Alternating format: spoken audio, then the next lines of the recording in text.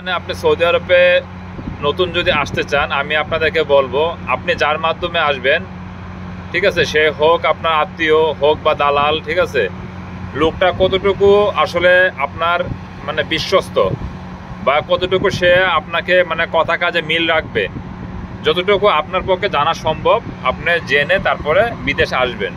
বর্তমানে অনেক প্রবাসী বাংলাদেশি ভাইরা আছে সৌদি আরবে অনেক কষ্টের মধ্যে, বাড়ি থেকে লাখ লাখ টাকা ঋণ করে দেনা করে জায়গা জমি বন্ধক দিয়ে ব্যাংক থেকে লোন নিয়ে সৌদি আরবে আসছে ফ্যামিলিকে সুখে রাখার জন্য, ভালো কিছু ভবিষ্যতে ভালো কিছু একটা করতে পারে।